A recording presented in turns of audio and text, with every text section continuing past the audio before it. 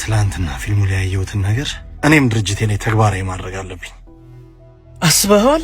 እዚህ ድርጅት ውስጥ ተቀጠርን ማለት እኮ። አቤት ቦስ። ከኛም አልፎ ለቤተሰብ ምን ተርፋለና? ከዚህ በኋላ የሚቀጠሩትን ሰራተኞች እኔ ራሴን ቀይሬ የምፈትናቸው። እሺ ቦስ፣ ወረቀትና እስክሪብቶ ላምጣል መፈተኛ? አይ የጽዳት ሰራተኛ ልብስ አምጪልኝ ፕሊዝ።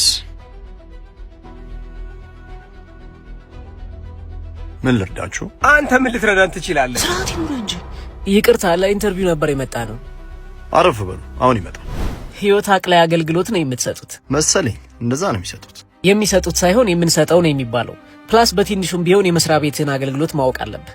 አረ በእናትህ አታድርቀው። እሱ የት ቦታ ቆሻሻ እንዳለ ካወቀ በቂ ነው አይደል?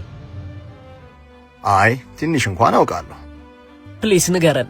እሺ ድርጅታችን ውጭ ሀገር የሚኖሩ ሰዎችን ገንዘብ ካላመጣችሁ እያለ ያስልካል። ልብስስ ካላመጣችሁልኝ አይሉ? የሰፈር ጎረምሳ አደረከው እኮ።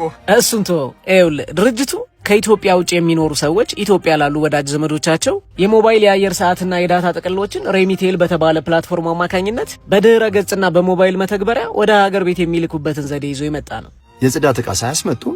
የጽዳት ዕቃ ብቻ የቦንዳ ልብስ ሁሉ ያስመጣሉ። አያስመጡም። ፕላትፎርሙ እንዴት መሰለ? በፈለጉት ብራውዘር ላይ www.remital.com ብሎ በመግባት ወይም መተግበሪያውን ከፕሌይ ስቶር በማውረድ እሺ ብሎ ይወርዳል። ባለስልጣኑ ሰውዬ ሰው እኮ አይደለም፣ መተግበሪያ ነው። ማን ነው የሚመዘግባቸው? ስም ጣሪያቸው እንደ ተማሪ አሰልፎ ይመዘግባቸዋል።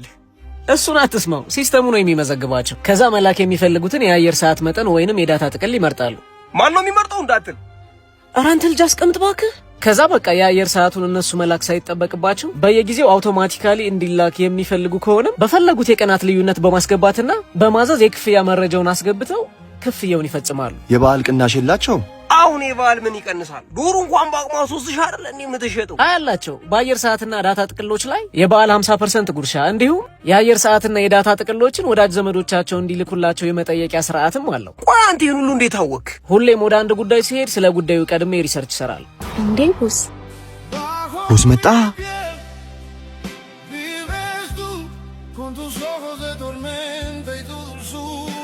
ዓለም ለሰነፎች፣ ድርጅታችን ለስርዓት አልበኞች ቦታ የላቸው። ዛሬው ነው መጀመር ትችላለህ።